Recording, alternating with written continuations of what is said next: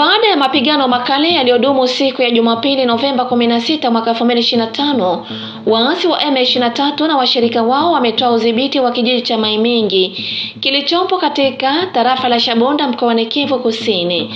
Kurejea kwa mashambulizi kunaendelea kupanuka kwa eneo linalodhibitiwa na waasi kunakuja siku moja tu baada ya kutiwa saini kwa makubaliano ya mfumo, jambo ambalo limeibua mashaka makubwa kuhusu ufanisi wa mchakato wa Doha, ambao baadhi ya wadau wanasema haujatoa matokeo ya kweli katika kutafuta amani ya kudumu mashariki mwa DRC.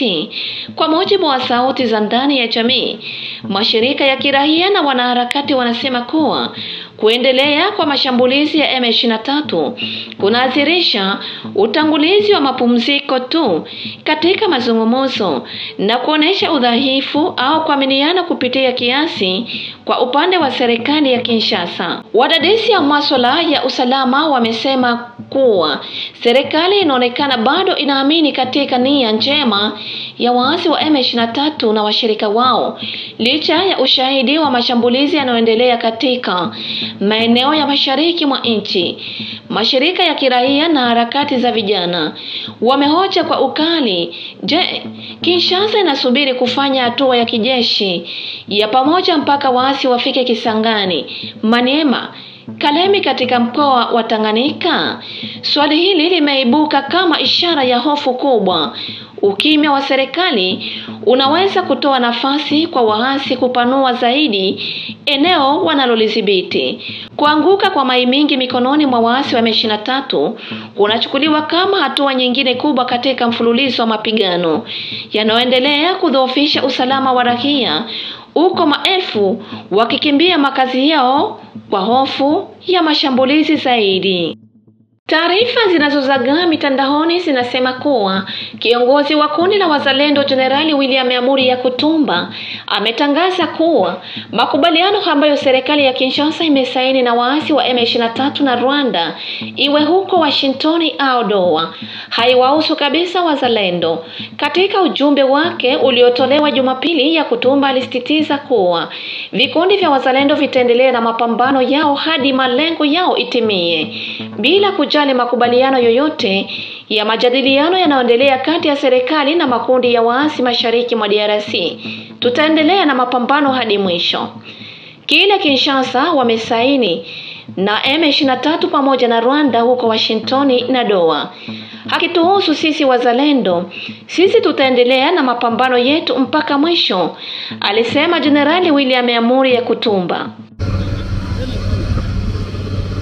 Taharuki ilitanda katika uwanja wa ndege wa Kolwezi Jumatatu Novemba 17 mwaka 2025 baada ya ndege rasmi ya serikali iliyobeba waziri wa madini Louis Watum Kabamba pamoja na wajumbe kadhaa wa msafara wake kushika moto muda mfupi baada ya kutua. Kwa mujibu wa taarifa za awali, moto ulizuka katika sehemu ya nyuma ya ndege na kusababisha hofu kubwa kwa abiria na wahudumu waliokuwepo uwanjani. Shukrani kwa mwitikio wa haraka wa marubani na wahudumu wa uwanja wa ndege, abiria wote waliokolewa kwa wakati na hivyo kuzua tukio hilo kugeuka kuwa janga kubwa. Mamlaka za usafiri wa anga nchini imeanzisha uchunguzi kubaini chanzo cha moto huo, huko vyombo vya usalama vikitoa taarifa ya kuhakikishia wananchi kuwa hali imedhibitiwa. Vite, vite!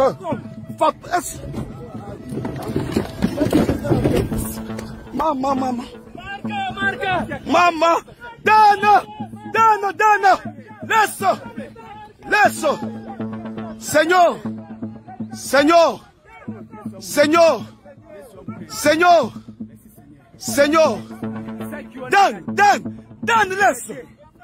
Dan, laisse! On va trouver.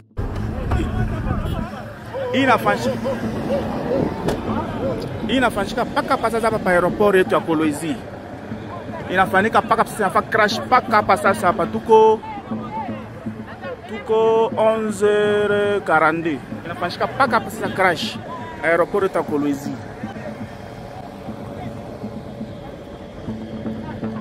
Inaanza kwa na ministre wa mine national. Ministre wa mine national njo anafanya accident pe inafa crash paka pa sasa pa avion yo ile